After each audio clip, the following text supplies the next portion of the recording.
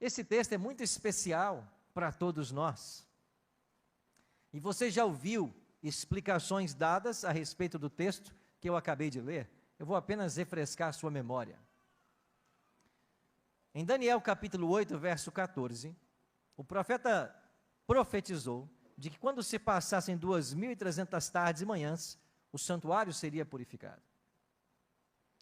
Quando chegamos ao século XVIII e século XIX, vários acontecimentos mundiais começaram a chamar a atenção das pessoas para a Bíblia. Em 1755, houve um grande terremoto em Lisboa, de magnitude jamais testemunhada. Em 15 de fevereiro de 1780, foi preso o maior líder religioso do planeta, o Papa Pio VI. Em 1833, houve uma chuva de meteoros na região da Nova Inglaterra, nos Estados Unidos. Quer dizer, em 1780, nós temos o escurecimento do sol e a lua vermelha como sangue. E em 1798, você tem a prisão do Papa. Todos esses eventos chamaram a atenção do mundo para as profecias. E as pessoas começaram a pensar, algo grandioso está para acontecer, porque tudo o que estamos vendo no mundo religioso e no mundo natural. E eles se voltaram para a Bíblia. E entre esses que se voltaram para a Bíblia, um fazendeiro, membro da Igreja Batista, lá da cidade de Port Gibson, no estado de Nova York, começou também um intenso período de estudos da Bíblia. Seu nome, Guilherme Miller. E depois de anos e anos estudando a Bíblia e de pesquisa, Miller chegou à conclusão de que a purificação do santuário de Daniel 8,14 seria a volta de Cristo à Terra. A princípio ele relutou em partilhar isso com outras pessoas, mas ele fez um pacto com Deus de que se alguém o convidasse, ele partilharia, ele ensinaria o que estava aprendendo. Poucos minutos se passaram, um sobrinho dele chamado Irving chegou na fazenda dele e fez um convite para que ele apresentasse o que estava estudando na Igreja Batista, aonde o pai de Irving era pastor. E ele então teve que assumir o compromisso com Deus e começou a ensinar. Esse ensino começou a princípio de uma forma humilde, em círculos familiares, até que um dia, um homem na cidade de Boston, chamado Josué Himes, ouviu Miller pregar. E quando ele ouve Miller pregar, de que Jesus voltaria por volta de 1843, Josué Himes pergunta para Miller, por que você não está pregando isso para o mundo inteiro? O mundo tem que saber que Jesus vai voltar? E ele disse, não, eu só vou aonde eu sou convidado. E Josué Himes disse, tá bem, então deixa comigo. E ele tornou-se o publicitário de Miller. E a primeira grande igreja foi ali em Boston, na rua Chardon Street. E ali Miller começou a pregar. E Josué Himes foi fazendo a agenda de Miller.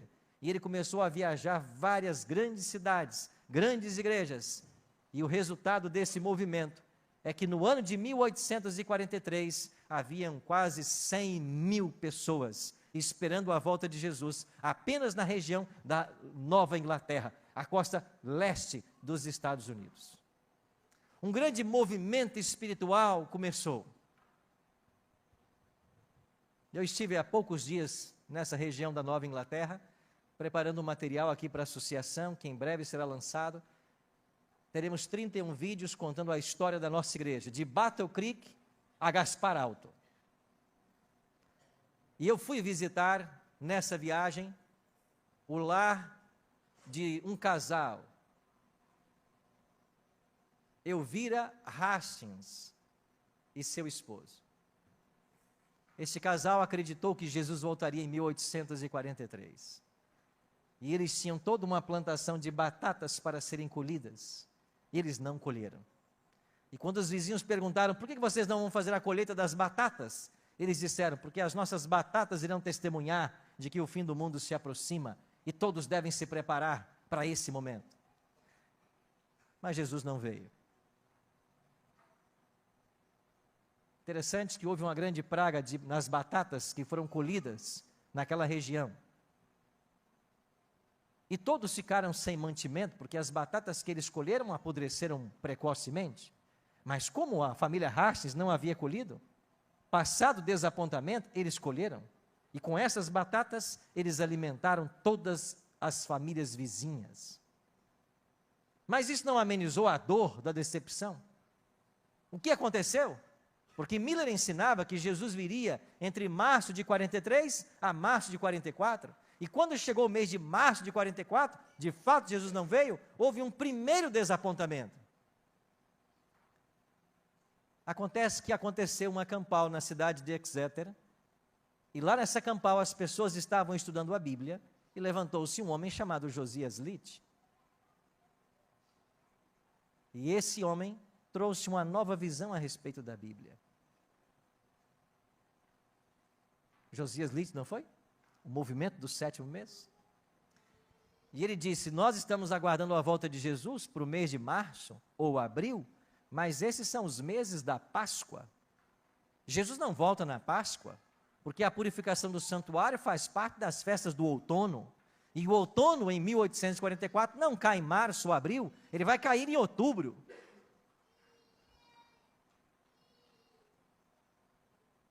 Mas que dia de outubro? E ele fez os seus cálculos e disse, dia 22 de outubro. E essa campal aconteceu no final de agosto. Ou seja, passaria setembro e outubro chegaria. Eles estavam há 2 meses do final do mundo e da volta de Jesus. Agora entenderam que a purificação do santuário não era nas festas da primavera, mas nas festas do outono. E o dia da expiação era no outono, o santuário era purificado no outono, então todos começaram a acreditar. De fato, a purificação do santuário será no outono, será no dia 22 de outubro, e é aí que Jesus volta. E aí então esse movimento que havia passado por um primeiro desapontamento, reacendeu suas esperanças, e agora todos começaram a proclamar, em 60 dias, Jesus volta. E eles pagaram suas contas, fizeram as pazes com os inimigos, venderam suas propriedades, e entre esses que vendeu tudo, estava um capitão chamado José Bates, um homem que tinha uma boa fortuna, e ele pegou todos os recursos que tinha, e empregou tudo na publicação de folhetos, para que a mensagem fosse pregada. Na terça-feira, 22 de outubro, chegou, todos se reuniram para esperar Jesus voltar. Ellen G. White posteriormente escreveu que aquele foi o melhor ano da sua vida. Todos se prepararam para a volta de Jesus. Todos fizeram o que deve ser feito. Acertar as contas, colocar a vida em dias, a paz com todos, a pregação em primeiro lugar. Mas Jesus não veio. Então, doce na boca, do texto que nós acabamos de ler, tornou-se o amargo no estômago. O doce na boca do livrinho que João comeu era a expectativa da volta de Cristo. O amargo no estômago era o desapontamento da sua não vinda. Então este movimento milerita estava profetizado em Apocalipse 10. A igreja adventista, ela nasce do movimento milerita. Ela nasce no exato momento apontado pela profecia, no dia 22 de outubro de 1844. E esse homem, Guilherme Miller, é um homem da profecia. E no livro Primeiros Escritos, página 358, Ellen G. White diz que Miller descansa e anjos vigiam o precioso pó desse servo de Deus até o dia da ressurreição. Isso estava profetizado aqui em Apocalipse 10. O desapontamento aconteceu. Aí Deus levantou um outro homem chamado Irã Edson. E a ele foi revelado de que Jesus não voltaria naquela terça-feira, 22 de outubro, mas Jesus passaria lá nos céus, do santo para o santíssimo. Jesus começaria a atuar agora como sumo sacerdote. Então a profecia de Daniel 8,14 não apontava para a volta de Jesus, mas apontava para o início do juízo no santuário celestial. Então eles compreenderam. Então, na terça-feira, 22 de outubro, começou o juízo no céu, ao findar do qual Jesus voltará à terra. Isso quer dizer que no dia 22 de outubro de 44, nós entramos no 7º período da 7ª igreja de Apocalipse 3, a igreja de Laodiceia. E o que quer dizer a palavra Laodiceia? Povo julgado, povo do juízo, ou seja, o juízo começou, e ao findar desse juízo, Jesus voltará à terra. Aí esses mileritas decepcionados voltaram-se para a Bíblia, encontraram o texto que nós acabamos de ler, entenderam que a experiência doce e amarga estava profetizada, e eles leram mais um verso que nós não lemos ainda, verso 11, Apocalipse 10, 11. Então me disseram, é necessário que ainda, o quê? Ainda o quê, irmãos? Profetizes. Então os mileritas decepcionados se viram como um movimento profético, e eles tinham que profetizar a quem? A todos os povos, mais quem? Nações, mais quem? Línguas, mais quem? Reis. Ou seja, vocês são um povo profético e vocês têm uma missão mundial. Os estudos continuaram. Agora vire aí a página da sua Bíblia, algumas páginas para frente, e chega em Apocalipse 14. Aqui dos versículos 6 a 12, você tem as 3 mensagens angélicas. E toda vez que eu entro nessa igreja, eu fico olhando aqui o vitral lindo que vocês têm. E o que tem nesse vitral aqui? As 3 mensagens angélicas. Essa é a nossa missão, pregar essa mensagem. E eu acho interessante que quando colocaram esse vitral aqui, eles estavam dizendo para mim e para você, que somos membros dessa igreja, essa é a nossa missão, pregar essa mensagem. O nosso nascimento, a nossa origem é profética.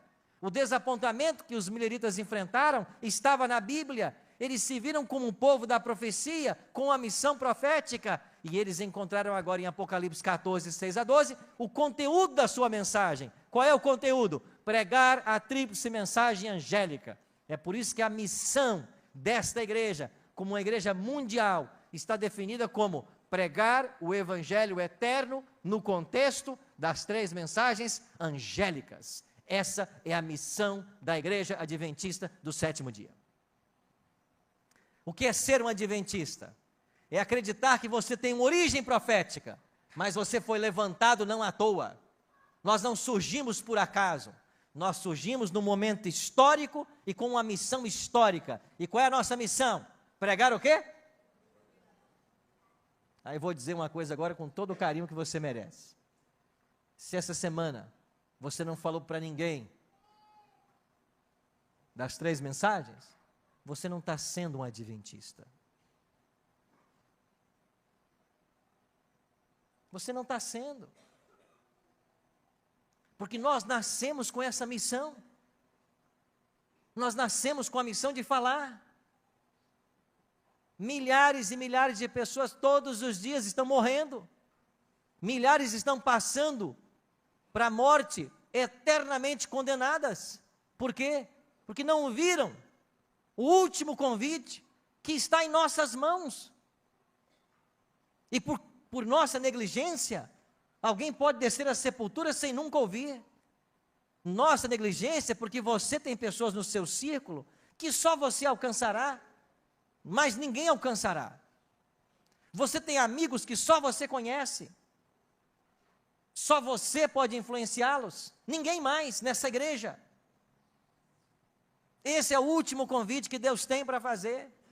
E a gente não pode colocar a cabeça no travesseiro e dormir toda noite, achando que esse planeta durará mais 1000 anos e que nós estamos aqui passando um tempo de férias.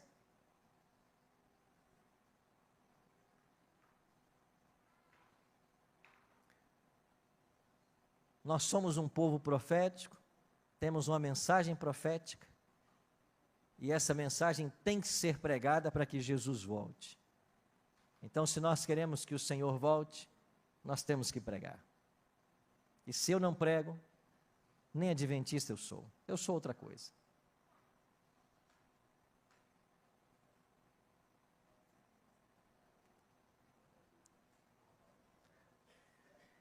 A esposa de Bates, esse capitão que gastou toda a sua fortuna imprimindo folhetos que continham a mensagem de que Jesus voltaria, estava fazendo uns pães e disse assim: marido, eu preciso aqui de um pouco de farinha para terminar a fornada de pães.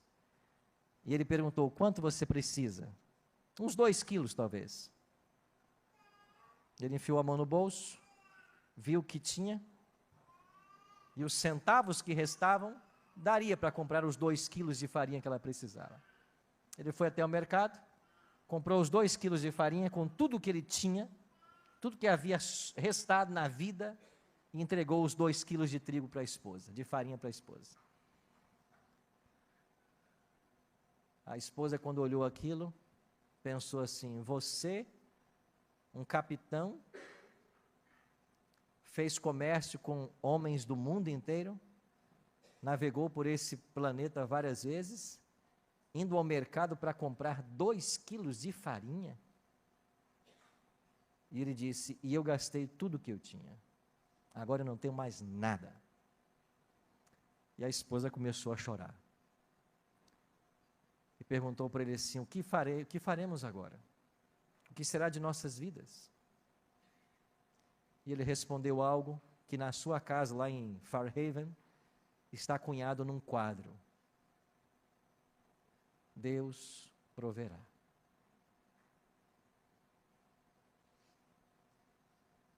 Ele não tinha mais nada. Até a casa que ele morava já havia sido passada. Ele foi morar de favor numa outra casa após o desapontamento. Deus disse para Bates assim: vai no correio. E ele foi lá. Quando chegou lá no correio, disse para o homem do correio: olha, eu acho que tem alguma encomenda para mim aí. E o homem foi lá e disse: de fato, chegou uma carta para o senhor, mas para o senhor pegar essa carta tem um custo de 0,25 cents. Ele disse: eu não tenho esse dinheiro. Mas Bates era tão respeitado na cidade, um capitão da marinha, um homem tão honesto, tão querido, que o rapaz disse: não, capitão, você pode pegar a carta, não precisa pagar nada.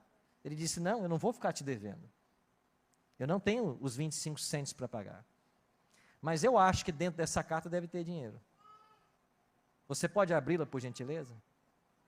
E quando ele abriu, tinha sim, tinha $10, para aquela ocasião, uma pequena fortuna, $10. Ele disse: agora tira então a despesa do envio, da postagem, e eu vou ficar com o resto. Ele pegou aquele dinheiro, foi a um comércio local, fez uma boa compra de mantimentos, e disse para o rapaz do armazém: vai lá na minha casa e entregue para minha esposa.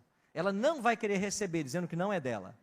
Você insiste e diga que é dela, para que ela receba.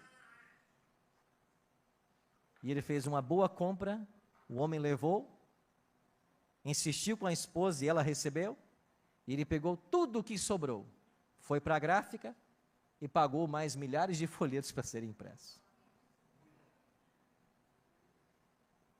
Deus proverá. Nós precisamos de um retorno a essa visão dos nossos pioneiros. Nós precisamos de um retorno à fé dos pioneiros. Nós precisamos contar essas histórias para as novas gerações. Porque se nós não fizermos isso, nós corremos um risco de daqui a 5, 10 anos ter dentro da igreja uma geração que não sabe quem é Ellen G. White, quem é José Bates, quem é Tiago White, quem é Irã Edson. Não saberão. E um povo sem raiz, um povo sem história, é um povo sem identidade. E se nós perdemos a nossa identidade, se nós não nos virmos mais como um movimento profético, com uma mensagem profética, com uma missão profética, pastor Disseu, pode lacrar as portas dessa igreja e vender o prédio. Agora, se nós nos vemos como um movimento profético, se você acredita no chamado divino para essa igreja, no tempo marcado em Apocalipse 10, se você acredita que nós somos um movimento profético, que temos uma mensagem profética, se você crê que Jesus vai voltar, agora não haverá erro, como ali está dizendo em Apocalipse 22, 20, que ele vem sem demora, certamente ele vem. Se você acredita nisso, então nós precisamos nos levantar como igreja para fazer aquilo que Deus nos chamou para fazer. Porque se nós não nos levantarmos, nós seremos as virgens que não têm azeite. Se nós não nos levantarmos, nós seremos o joio que será juntado para ser queimado. Se nós não nos levantarmos, Deus levantará outros, e não nós.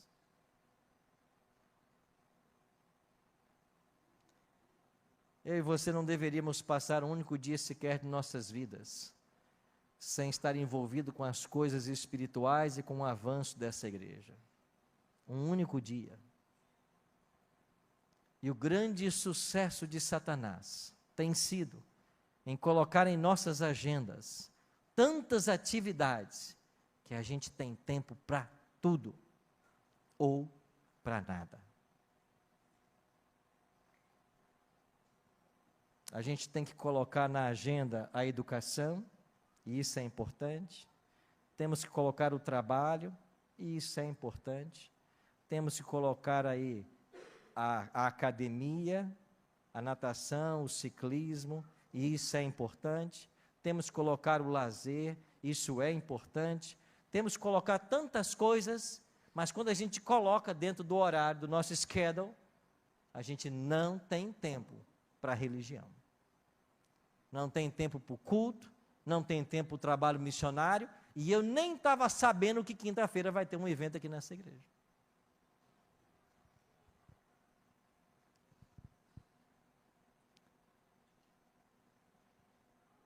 A boa notícia é que Deus é muito paciente com a gente, e Ele caminha com a gente no nosso passo.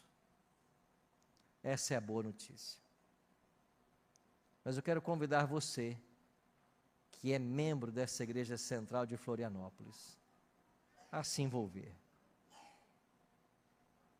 Porque todos aqueles que se envolvem na missão e começam a trabalhar pelo bem do próximo, começam a crescer em espiritualidade.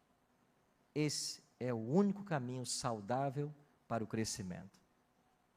E quem não se envolve na missão, quem espera apenas ter bons sermões, quem espera apenas ser alimentado semanalmente, vai ter uma vida espiritual deficitária, vai adoecer, e cedo ou tarde morrerá sentado no banco de uma igreja.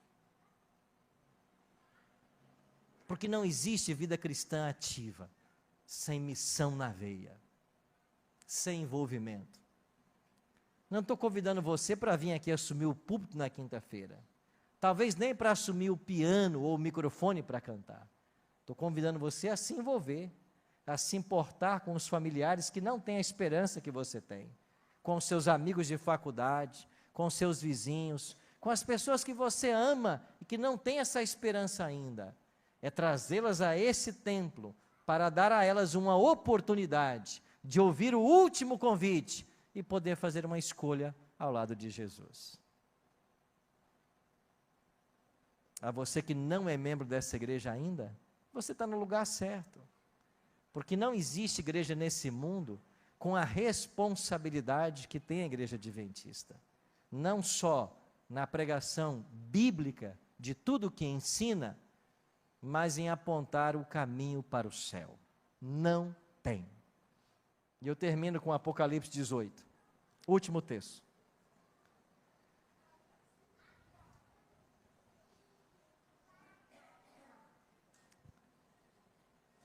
Verso 4. Apocalipse 18, 4. Maestro, sua vez. Apocalipse 18, 4. Ouvi o que, irmãos? Outra voz do céu, dizendo o quê? Retirai-vos dela. Quem? Para não seres cúmplices em quê? E para não participar do quê? Último apelo de Deus a uma humanidade em crise. Sai de Babilônia. Retirai-vos dela, povo meu. Deus tem um povo em Babilônia. E nesse tempo final, vai acontecer o que nós chamamos sacudidura escatológica. O que é sacudidura escatológica? É uma transposição. O joio, dentro do remanescente, vai para a Babilônia. Vai sair. E os sinceros em Babilônia se unirão ao remanescente. Eles virão. Isso é sacudidura escatológica. Os infiéis no remanescente se unirão à Babilônia.